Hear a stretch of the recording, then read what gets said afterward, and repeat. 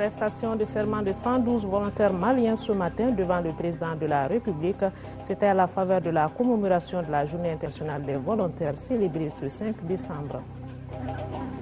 Fin aujourd'hui de la 12e journée des communes du Mali, les élus locaux ont recommandé entre autres de valoriser les mécanismes d'implication et de participation des populations dans la coopération décentralisée. La conférence sur le climat de l'ONU qui se tient à Durban est loin d'être gagnée après une semaine de discussion entre experts. Les États-Unis restent toujours sur leur position. La Chine montre des signes d'ouverture et l'Europe se dit prête pour un élargissement du traité de Kyoto. Mesdames, Messieurs, bonsoir. Merci de nous recevoir chez vous et bienvenue à ce journal. 112 volontaires maliens ont prêté serment ce matin devant le président de la République, Amadou Toumani Touré, au CICB. Et c'était à la faveur de la commémoration de la Journée internationale des volontaires célébrée ce 5 décembre. Ce premier contingent, qui va évoluer dans les régions de Kaï, Mopti et Sikasso, marque également le lancement du Centre national de promotion du volontariat au Mali. Amadou Sankari. Je déclare lancer les activités opérationnelles du Centre national de promotion du volontariat et je renvoie les premiers volontaires à l'exercice de leurs fonctions de premier contingent des volontaires nationaux. À partir de cet instant, ces 112 jeunes seront répartis entre les régions de Kaï, Mopti et Sikasso. Ces jeunes volontaires vont désormais, aux côtés de leurs camarades américains et japonais, accompagner les communautés locales dans leur développement.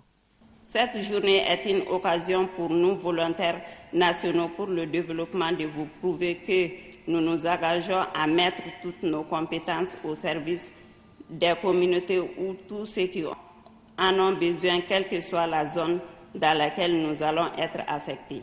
Après une phase pilote de 2 ans conduite par le PNUD, le programme volontaire des Nations Unies VENU et France Volontaire, le Centre national de promotion du volontariat vole de ses propres ailes avec son nouveau statut d'établissement public à caractère administratif rattaché au département de la jeunesse et des sports.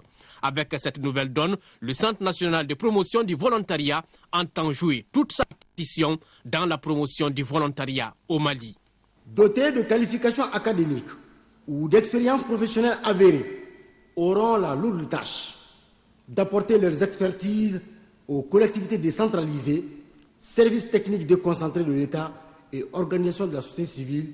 Ces volontaires vont intervenir dans les secteurs de la santé, de l'éducation, de la lutte contre la pauvreté, de l'eau potable.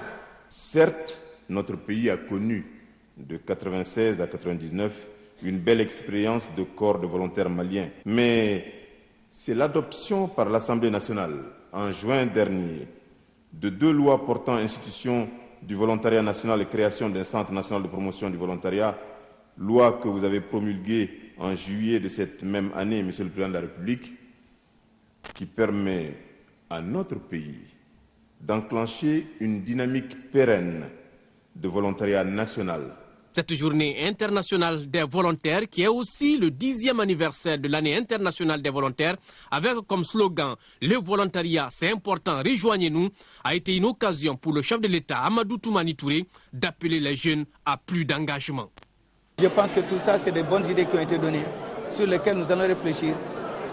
Pour le plus long voyage, c'est le premier pas qui compte. Nous venons de le franchir et je pense que c'est une expérience qui va aller de plus en plus, une expérience que nous allons consolider. Et surtout, je voudrais faire un appel aux jeunes. Lorsqu'on a décidé de s'engager soi-même et lorsqu'on a décidé de se mettre au service des autres, il faut beaucoup de courage, beaucoup d'abnégation et surtout que la mission se fasse bien. À la fin, nous ferons une évaluation pour pouvoir désormais non seulement consolider l'acquis, mais faire en sorte également que les années à venir puissent être mieux organisées et que l'effectif puisse être plus important et répondre à la demande qui attend.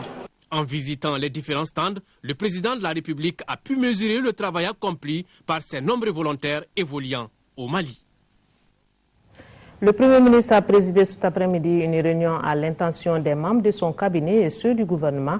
À l'ordre du jour de cette réunion, le projet de loi du budget d'État 2010 et celui relatif à la création de nouvelles régions, des cercles et arrondissements du Mali. Le compte rendu de Sabat Sissoko, ça sera au cours de ce journal.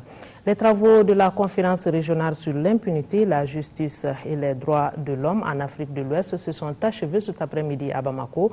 Une conférence de 3 jours à laquelle ont pris part les délégués des Nations Unies, de la CEDEAO, de l'OIF et les représentants d'autres institutions internationales. Au terme de leurs travaux, les participants ont adopté une déclaration et dans cette déclaration, ils recommandent de soutenir les efforts des États de l'Afrique en matière de lutte contre l'impunité et de la promotion des droits de l'homme, entre autres. Les détails, c'est avec Brahma Traoré. Prévue pour 4 jours, la conférence régionale sur l'impunité, la justice et les droits de l'homme en Afrique de l'Ouest a finalement duré 3 jours. 3 jours au cours desquels plusieurs sujets ont été débattus. Au nombre de ces sujets, l'approfondissement de la démocratie et de la bonne gouvernance, l'impunité et l'administration de la justice, ainsi que la problématique des médias.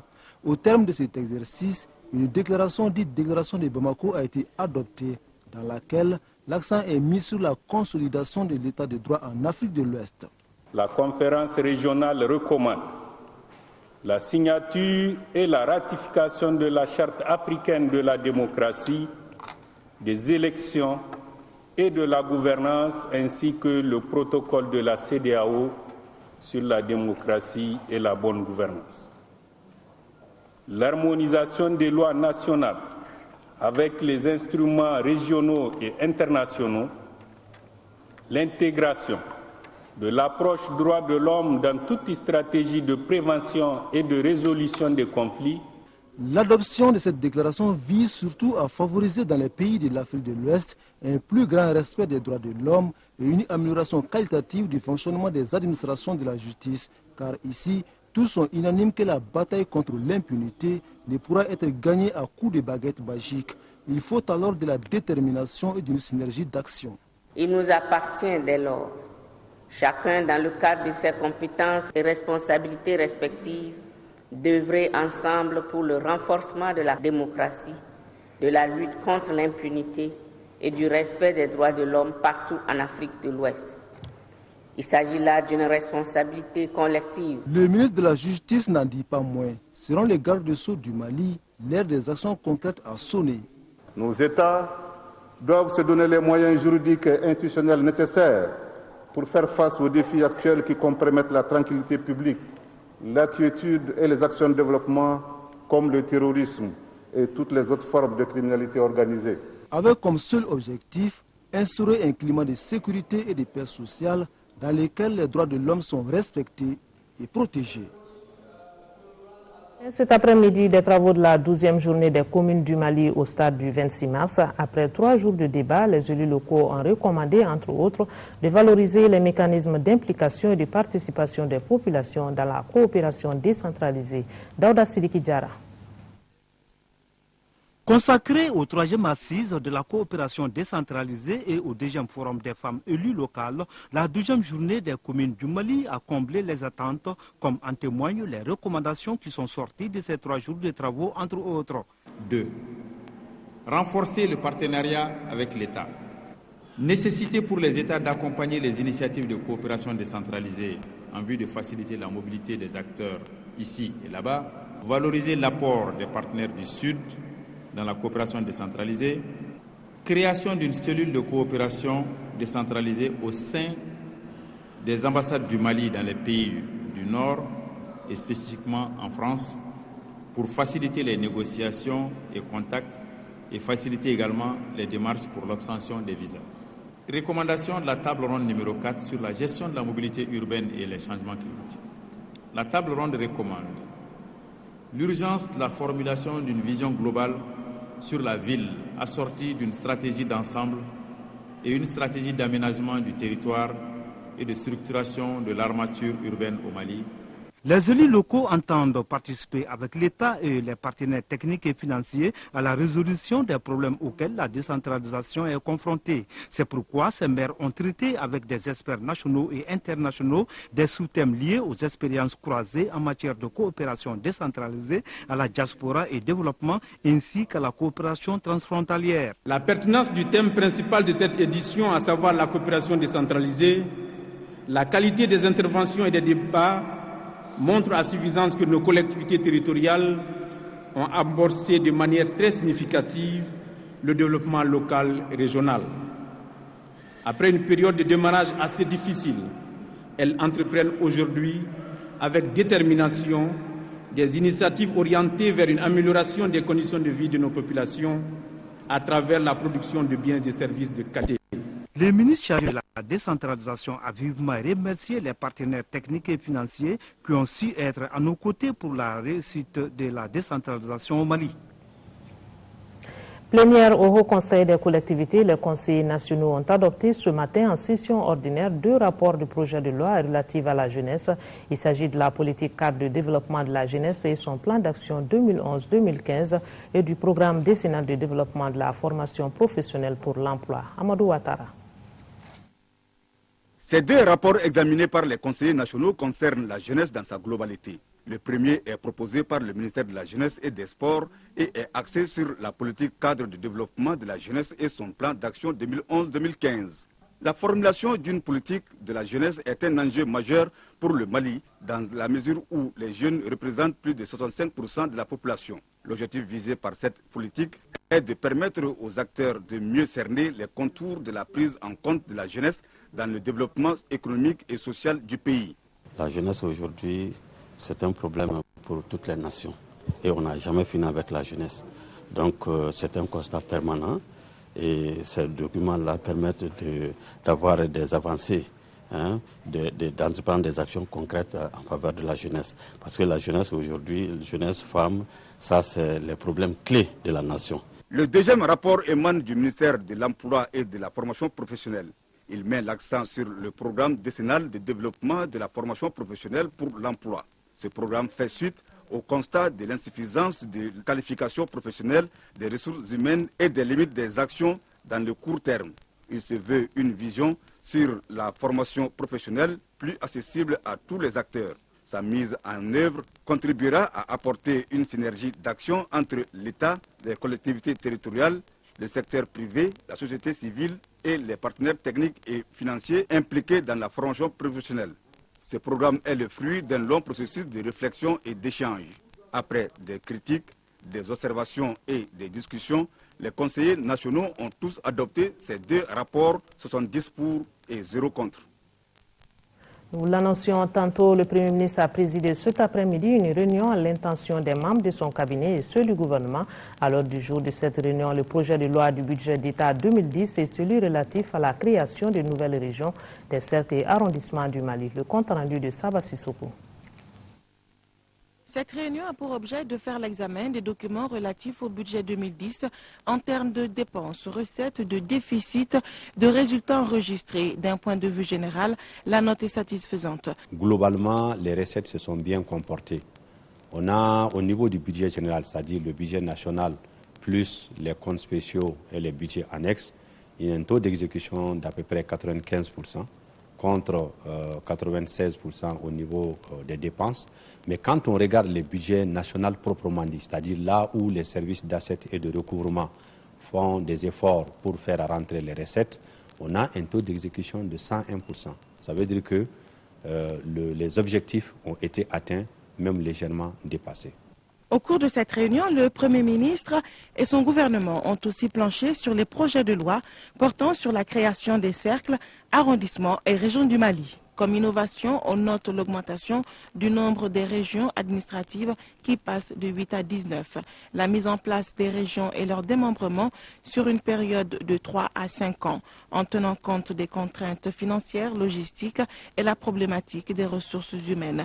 Les décisions prises au cours de cette réunion seront adoptées en Conseil de ministres et soumises à l'Assemblée nationale.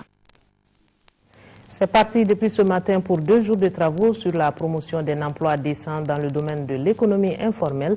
Il s'agit de faire le point sur la situation de l'économie informelle dans 4 pays africains, à savoir le Sénégal, le Nigeria, le Ghana et le Mali. Les participants vont aussi identifier les pratiques visant à faciliter la formalisation de l'économie informelle. La rencontre est initiée par le Bureau international du travail BIT. Le point, c'est avec Aramata Konati. L'évolution et la composition de l'économie informelle, les principales contraintes à la formalisation du domaine, les dispositifs innovants pour faciliter l'accès à un emploi décent en Afrique de l'Ouest, Telles sont entre autres les thématiques abordées au cours de cet atelier du BIT. Il s'agit de voir l'évolution de l'économie informelle dans 4 pays, à savoir le Sénégal, le Ghana, le Nigeria et le Mali. Les échanges vont également porter sur les stratégies à développer pour un travail décent dans le domaine. Il s'agit surtout de voir comment faire prospérer les atouts des travailleurs du secteur informel en éliminant les obstacles qui empêchent leur formalisation. En la matière, le constat est là. Il n'existe pas, pour faciliter la transition vers la formalité et le travail décent, de cadre politique universel. Pas de recette magique à mettre en place, mais bien un ensemble de politiques multidimensionnelles qui doivent viser 3 objectifs à la fois. Promouvoir l'emploi formel, réduire l'emploi informel, augmenter le travail décent dans l'économie informelle. La transition de l'emploi informel vers la formalité, dans une démarche progressive, acceptée et accompagnée, participera à la croissance et à la réduction de la pauvreté pour le plus grand nombre dans les pays en voie de développement. Cette rencontre de 2 jours sur la promotion d'un emploi décent dans l'économie informelle regroupe les chercheurs et praticiens intervenant dans le secteur en Afrique. La Banque nationale pour le développement agricole s'exporte en France. Le lancement officiel d'une agence de cette banque vient de s'effectuer à Paris. Cette ouverture répond non seulement au souci d'offrir un plus large service bancaire aux Maliens de France, mais aussi et surtout de stabiliser l'épargne de nos compatriotes. Pour ce faire, la BNDA s'est associée à la Banque populaire de France. Les détails de ce lancement, c'est avec Nyanya Loutraouri. Un service bancaire innovant. Un transfert de fonds rapide à partir de 8 € ou encore le financement de projets porteurs des migrants, voilà quelques objectifs que la Banque nationale pour le développement agricole BNDA s'assigne en ouvrant une agence à Paris. Et c'est avec le concours de son partenaire la BRED, la Banque populaire de France, que la Banque malienne défiant toute concurrence veut relever ce défi. Le dispositif mis en place est le suivant. Un bureau commun avec un personnel mixte chargé d'accueillir, de conseiller et d'orienter les clients. Des clients bancarisés auront un compte à la BNDA et un compte à la BRED. Ils pourront ainsi bénéficier séparément des produits, un service de transfert d'argent à prix modéré offert par les 2 banques. Un accès aux services bancaires sur toute l'île de France. Les clients ont la possibilité de réaliser leurs opérations bancaires dans toutes les agences de la BRED en Île-de-France. C'est en juin 2009 que la BRED a signé une convention de partenariat avec la Banque nationale de développement agricole BNDA. Grâce à ce partenariat, les 2 banques mettront en général leur savoir-faire au service de leurs clients et en particulier de la diaspora. Un partenariat gagnant-gagnant. Que vous soyez client malien en France, client français au Mali, c'est aussi l'occasion de faciliter les opérations, des plus simples, le transfert dans des conditions à la fois fiables et à un prix raisonnable, et puis des projets en commun, des financements en commun, et notamment des projets maliens en France ou des projets français au Mali ou des projets, je dirais, des deux pays et des 2 citoyennetés sur les 2 territoires. Cette agence BNDA offre aux clients l'ensemble des services classiques d'une banque. Elle est située au sein de l'agence BRED Bercy Park dans le 12e arrondissement. Rappelons que la BNDA est le premier partenaire financier du monde rural au Mali. Elle a été créée en 1981 et possède près de 40 agences dans les 8 régions du Mali et compte près de 150 000 clients particuliers, entreprises, ONG et institutions. Comparution initiale devant la Cour pénale internationale de l'ancien chef d'État ivoirien Laurent Gbagbo. Ce lundi, devant ses juges, Gbagbo a déclaré avoir été arrêté sous les bombes françaises. L'ancien président ivoirien est soupçonné de crimes contre l'humanité commis au cours de la crise post-électorale. Le parcours judiciaire de l'ancien président s'annonce très long. L'audience de confirmation des charges qui pèsent contre lui n'aura lieu que le 18 juin 2012. C'est dans cette voiture aux vitres teintées que Laurent Gbagbo arrive à la Cour pénale internationale. Ce lundi, l'ancien président ivoirien a pour la première fois rendez-vous avec ses juges. C'est aussi sa première apparition publique depuis son transfert à La Haye il y a quelques jours. Costume sombre, très tiré, Laurent Gbagbo s'exprime d'une voix presque monocorde. Je vous remercie de me donner la parole. Je m'appelle Laurent Gbagbo. Je vois ici Laurent Koudou Gbagbo. Koudou, c'est aussi mon nom. L'audience est dite de comparution initiale. Il s'agit d'une étape technique, on est encore loin du procès. Mais lorsque la présidente, l'Argentine Silvia Fernandez de Gourmandi, lui demande s'il est informé des charges portées contre lui, à savoir la responsabilité de crimes contre l'humanité commis pendant la crise post-électorale, Laurent Gbagbo saisit l'occasion pour dénoncer les conditions de son arrestation. Il accuse l'armée française d'avoir orchestré l'opération. J'ai été arrêté le 11 avril 2011 sous les bombes françaises. Peut-être l'ébauche de sa future défense, mais on ne rentrera dans le vif du sujet que dans 6 mois, le 18 juin prochain. Ce sera l'audience de confirmation des charges. Les juges auront alors 60 jours pour décider s'ils poursuivent ou non Laurent Gbagbo. À mi-parcours de la conférence sur le climat de l'ONU qui se tient à Durban, la partie est loin d'être gagnée. Les choses sérieuses ont commencé ce lundi, au moment où la société civile maintient la pression. Après une semaine de discussions entre experts, des chefs d'État et des ministres sont arrivés à Durban pour essayer de tomber d'accord sur la direction à donner à la lutte contre le réchauffement climatique. Pour l'instant, les États-Unis restent sur leur position. La Chine, elle, montre des signes d'ouverture.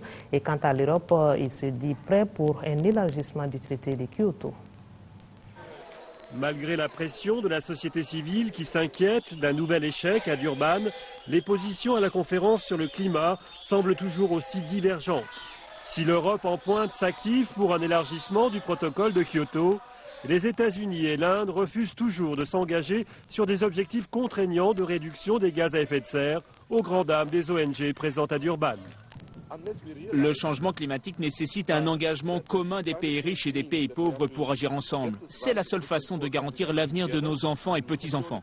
Si nous ne le faisons pas, les pays pauvres vont payer le prix fort. Ce seront les premières victimes de ce réchauffement climatique qui finira par toucher l'ensemble des générations futures. Alors que la Chine montre pour la première fois des signes d'ouverture, les États-Unis apparaissent de plus en plus comme un facteur de blocage dans les négociations.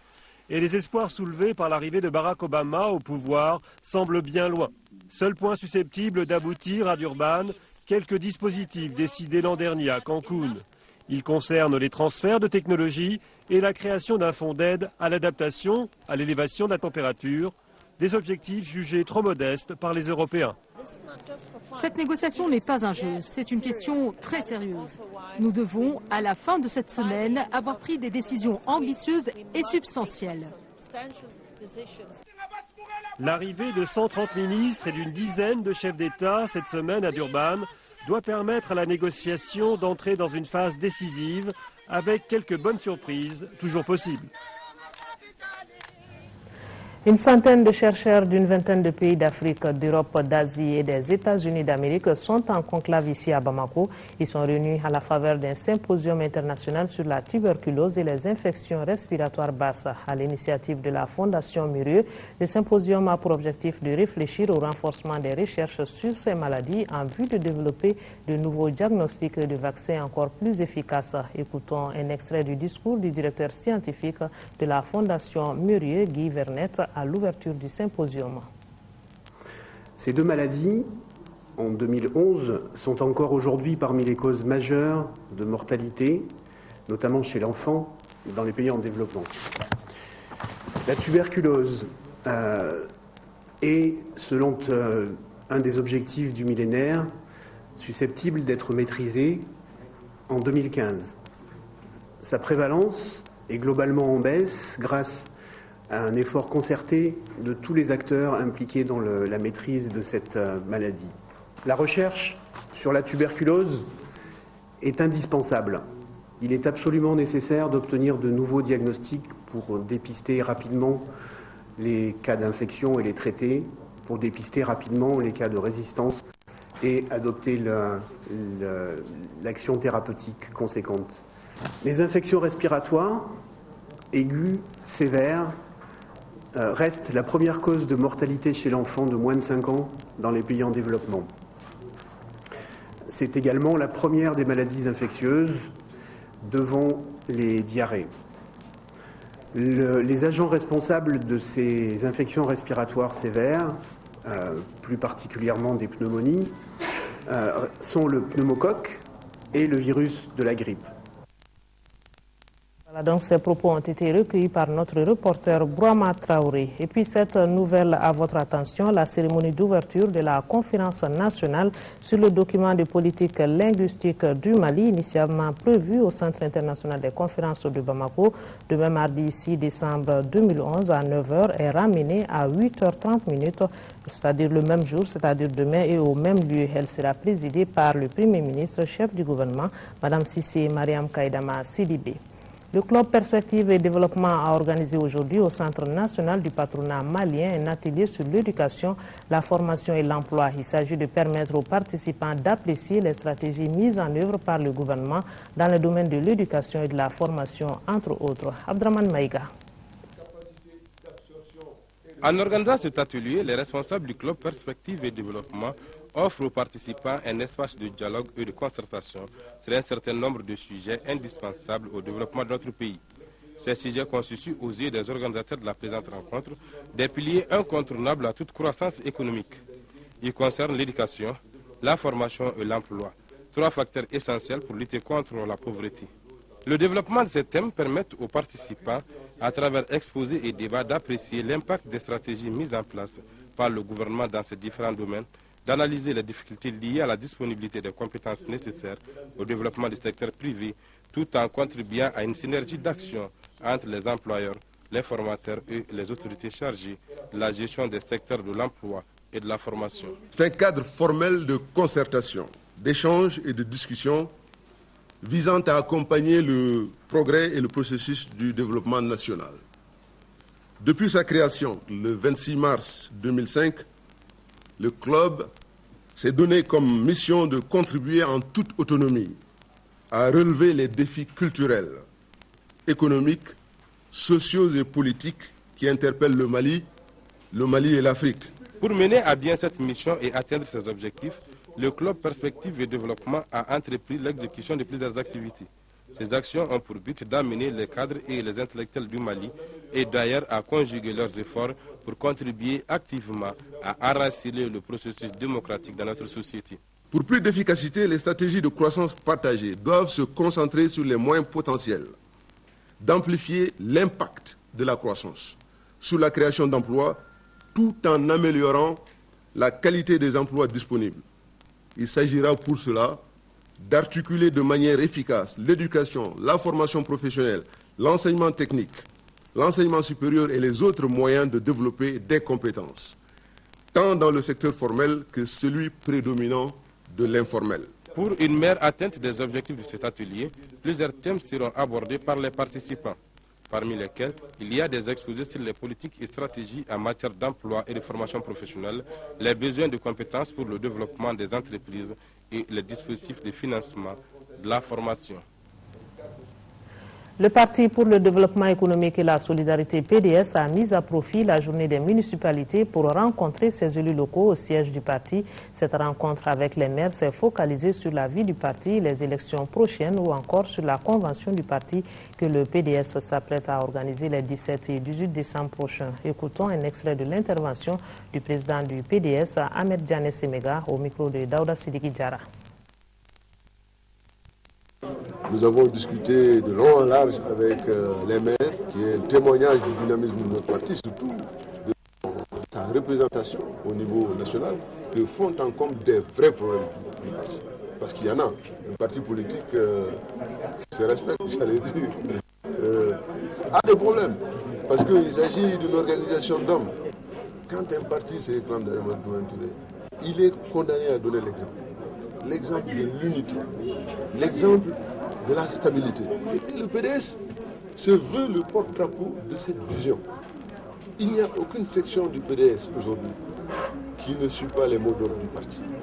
Et nous allons en donner la démonstration parfaite, si Dieu le veut, lors de notre prochaine convention qui s'y tiendra les 17 et 18 décembre. Le PDS, nous sommes sereins. Et les maires ici présents, ils ont conforté encore une fois dans notre ambition de créer un parti fort. Tous à l'unisson, malgré les problèmes, on dit qu'ils étaient derrière le parti, derrière le mot du parti. Et j'espère que lors des assises de notre congrès, qui se dérouleront, si Dieu le veut, dans les meilleures conditions possibles de convivialité, nous construirons un parti fort ensemble. Le Parti pour la solidarité et le progrès PSP salue l'adoption par l'Assemblée nationale du projet de loi portant code des personnes et de la famille. Ce projet de loi fondamental pour l'évolution de notre société est le résultat de compromis dynamiques et positifs entre tous les acteurs de la société civile, politique et religieuse. Le PSP salue la maturité des différents acteurs qui ont su encore une fois de plus mettre le Mali au-dessus de tout et projeter notre pays dans un avenir de paix et de convivialité. Le PSP invite toutes les Maliennes et tous les Maliens à préserver cette avancée significative pour notre pays. Autre activité politique du jour, les membres du bureau exécutif central du mouvement patriotique pour le renouveau MPR ont rencontré les maires et conseillers élus du MPR. Les détails, c'est avec Djemba Moussa Kounati. Le congrès du mouvement patriotique pour le renouveau MPR est prévu les 23 et 24 décembre prochains. En prélude à ce congrès, le bureau exécutif central du Parti du Tigre Debout a rencontré les élus maires et conseillères à son siège pour échanger avec eux essentiellement sur la vie du parti, les élections générales de 2012 et les différentes réformes institutionnelles engagées par le président de la République Amadou Toumani Touré. En ce qui concerne les réformes, la position du MPR est claire. Nous souscrivons parfaitement à ces réformes-là. Du début jusqu'à maintenant, nous avons été entièrement engagés, nous avons participé à la conception de la chose et nous estimons que c'est un apport du président ATT à l'avancée de la démocratie dans notre pays. Le mouvement patriotique pour le renouveau MPR compte aujourd'hui 17 maires et 35 femmes conseillères. Conférence régionale du Rassemblement pour le Mali, le parti Rassemblement pour le Mali en 3e région, plus précisément à Koutiala. C'était le week-end dernier. La vie du parti en 3e région et les stratégies en vue des échéances de 2012 ont été débattues au cours de cette rencontre qui a enregistré la présence du président du parti, Ibrahim Boubacar Keïta, à la tête d'une forte délégation du bureau national. C'est ce que nous signale notre correspondant Sekou Konati. Pour accueillir cette conférence régionale qui a enregistré la présence du président du parti, Ibrahim Boubacar Keïta, la capitale de l'Or Blanc, à travers ses militants et sympathisants du Rassemblement pour le Mali, n'a pas lésiné sur les moyens pour garantir à la rencontre un franc succès.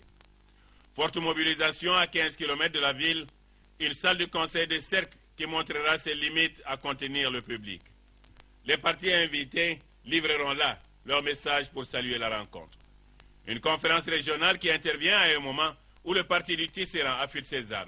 Le RPM évolue, l'implantation continue et nous sommes à plus de 110% au niveau de la base en matière de couverture de la région. Cela n'y était pas en un an, donc ça veut dire que vraiment le RPM tient bon et évolue très bien. Et pour le président du Rassemblement pour le Mali, la santé du parti à Koutiala et en 3e région ne fait l'ombre d'aucun doute. Mon accueil franchit allègrement les frontières du parti. Donc je peux quand même dire que dans l'ensemble, le parti en 3e région se porte plutôt bien, mais peut faire mieux. Une parfaite santé qui augure de lendemain d'espoir. Et par rapport aux multiples appels pour la candidature d'Ibrahim Boubacar Keïta à l'élection présidentielle de 2012, le président du RPM a son idée. Je me veux serein. Je voudrais garder toute ma lucidité et ce n'est pas une affaire de course de vitesse. Je crois que l'affaire est trop sérieuse pour quelque précipitation que ce soit. J'entends les voix et les échos du pays profond, et tout cela témoigne de beaucoup d'estime, de beaucoup d'affection. Je ne saurais être insensible à cela. Le chef de l'État a abattu un travail appréciable qui, de manière à être approfondi et continué, tel le veut la vie des hommes, tel le veut l'histoire, et c'est ce que nous ferons. Travail en profondeur, engagement ferme, cohésion et transparence sont les mots-clés du message que Ibrahim Boubacar Keïta a tenu à livrer en 3e région à la faveur de cette conférence régionale. À Koulikoro, la section Adema PACJ de Banamba a tenu hier une conférence avec les représentants des militants du parti.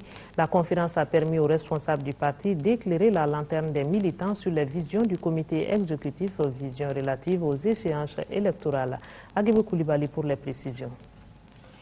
Après la désignation du professeur Dionkouda Traoré comme candidat de l'Adema à la présidentielle de 2012, le comité exécutif du parti a décidé d'entamer des missions destinées à partager avec les structures à la base les orientations générales et les directives de la direction nationale du parti sur les élections à venir. C'est ce qui justifie la tenue de la conférence de la section Adema de Banamba. Ces visites de maintenance ont permis de cultiver le dialogue entre les bases et les instances d'administration. Elles ont permis aussi de parvenir à l'élargissement significatif de la base du parti suite à des adhésions massives. Quelle sera la stratégie du parti? Comment va-t-il s'organiser? C'est de tout cela que nous sommes venus discuter aujourd'hui avec la section de Banamba. Fort heureusement, nous avons trouvé une section prête, organisée, structurée, ayant déjà visité toutes les sections, avec son siège où nous nous trouvons aujourd'hui, et vraiment une section prête pour le combat. Cette conférence de Banamba a été l'occasion pour les membres du comité exécutif de l'Adema et les responsables des sections Adema dans la région de Koulikoro de se pencher sur les objectifs de la mission, à savoir partager avec les cadres et les militants l'analyse du contexte politique, le profil des électeurs de 2012, les préoccupations majeures des populations maliennes et le positionnement de l'Adema sur la scène politique. Si le peuple Adema s'engage derrière lui, et si le peuple malien s'engage derrière lui, je suis sûr que l'Adema seul ne pourra pas le faire élire comme président. On a besoin de nos partenaires. Alors une fois que les partenaires vont nous accompagner, je pense qu'on aura le bout du chemin. La conférence de la section Adema de Banamba a permis aussi aux militants de s'imprégner de la carte politique de l'Adema et le modèle de feuille de route que les sections doivent mettre en œuvre pour une meilleure implantation du parti de l'abeille en deuxième région.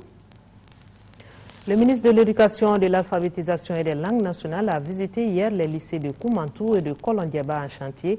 Les travaux avancent normalement et la réception des bâtiments est prévue courant 2012. La construction de ces deux établissements scolaires, secondaires plutôt, est une volonté du président de la République. Elle consiste donc à doter ces localités d'infrastructures scolaires adéquates. Envoyé spéciaux Mohamed Diarra, Adama Kamara. C'est ce hangar qui sert de salle pour les professeurs du lycée public de Kolondiaba. Les élèves de l'établissement, eux, sont répartis en 3 sites pour suivre les cours. Voilà à peu près la triste réalité que vivent le corps professionnel et les élèves de la capitale du Puy-Blanc. Les voix les plus autorisées du cercle l'ont exprimé devant le ministre de l'Éducation, de l'Alphabétisation et des langues nationales qui était dans la localité. Nous travaillons vraiment dans des conditions très difficiles parce que nous avons 12 cours pour 6 classes. Et nous sommes obligés de répartir ces 12 cours entre 3 sites, distants du site actuel de 2 km et de 5 km. D'où l'urgence et l'impérieuse nécessité de la construction d'un nouveau lycée dans le cercle. Cette revendication des populations de Kolondiaba a eu un écho favorable auprès du président de la République. ATT a remis la somme de 250 millions de francs CFA pour la réalisation du projet. Les travaux ont démarré et avancent normalement. Le constat a été fait par le ministre de l'Éducation, de l'Alphabétisation et de la langue nationale. Autre promesse du chef de l'État qui se matérialise, c'est ici à Koumantou, dans le cercle de Bougouni. Le tout nouveau lycée est attendu avec impatience, non seulement par l'administration scolaire, mais aussi par la population des 37 villages de la commune. Cela est d'autant plus normal que les 127 élèves suivent les cours présentement dans les locaux des jardins d'enfants de la place. Une situation à laquelle est sensible les responsables de l'entreprise en charge de la réalisation du chantier. L'évolution tourne autour de 110%. Donc, et la qualité vraiment des travaux est vraiment satisfaisante. Et le ministre de l'Éducation.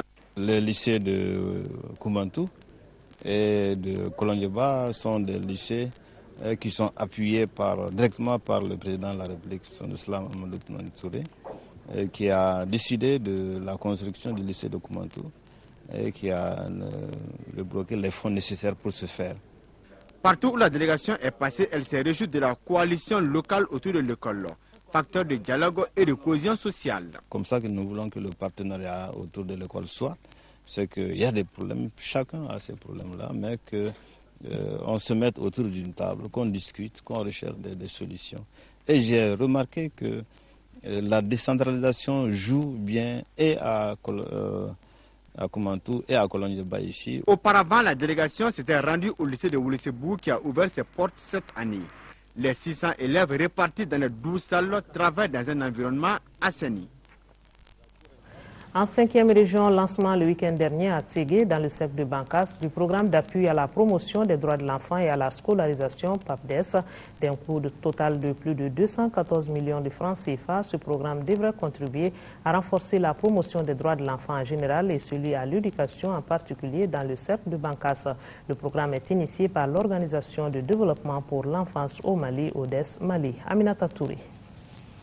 Le programme d'appui à la promotion des droits de l'enfant à la scolarisation dans le cercle de Bankas PAPDS d'un coût de plus de 214 millions de francs CFA est une subvention de la fondation ERIX basée en Suède.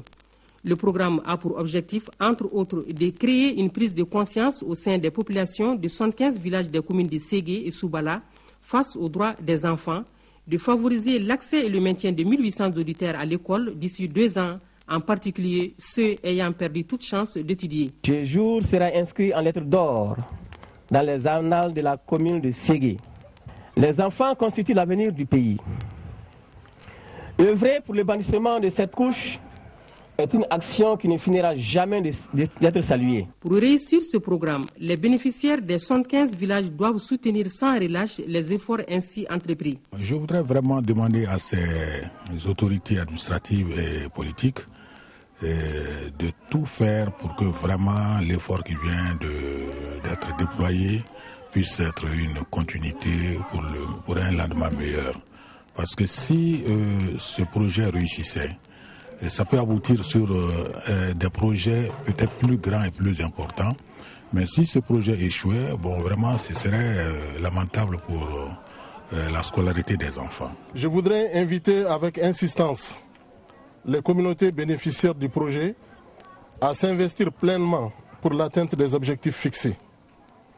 Pour ce faire, elles peuvent compter sur l'appui et l'accompagnement des services déconcentrés de l'État, de jour comme de nuit. À retenir enfin que l'Organisme de développement pour l'espérance au Mali, ODS, qui vient de lancer son programme d'appui à la promotion des droits de l'enfant à la scolarisation PAPDS, a pour but de contribuer au développement holistique de l'homme dans toutes ses dimensions spirituelles, économiques, sociales, culturelles et environnementales. Un nouveau livre dans nos kiosques, il est intitulé Épître à Tunkarake, prisonnier de l'exil de Muntagam Fane Kanteka. Ce document est une collection de plusieurs poèmes que l'auteur a écrits pendant ses voyages. Et pour plus de détails, écoutons Muntagam Fane Kanteka, l'auteur du livre. Il est au micro de Brima Koni. Épître à Tunkarake, c'était la réunion d'une soixantaine de poèmes que j'ai fondus en un seul texte, soutenu par la même musique et par le même fil conducteur au niveau thématique. Bon, c'est des poèmes écrits à différentes périodes de ma vie. D'abord quand j'étais étudiant en France, et puis 3 ans que j'ai passé ici entre 95 et 98. Et puis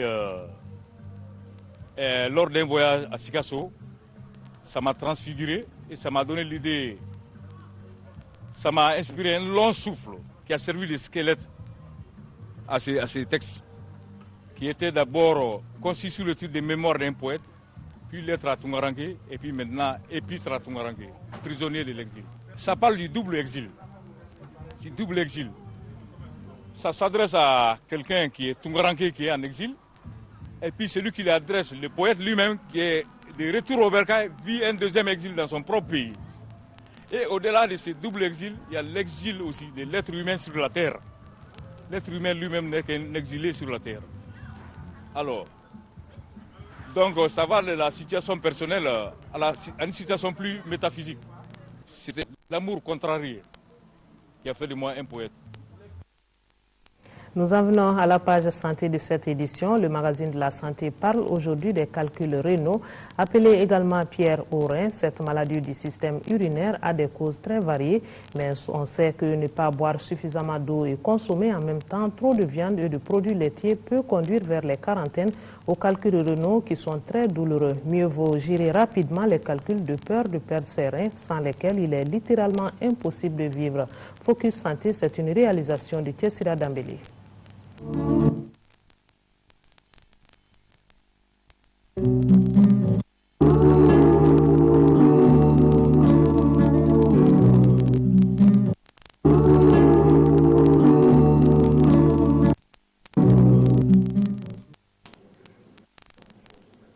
Les calculs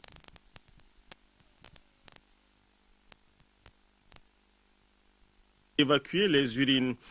Ils se forment lorsque de petits fragments de minéraux dans l'urine se déposent soit dans le rein, soit dans l'urètre, soit dans la vessie. Dès qu'ils commencent à obstruer les voies urinaires, dont la première manifestation est la douleur. Assez souvent on dit j'ai mal au dos, mais en fait c'est au flanc. Quoi? C'est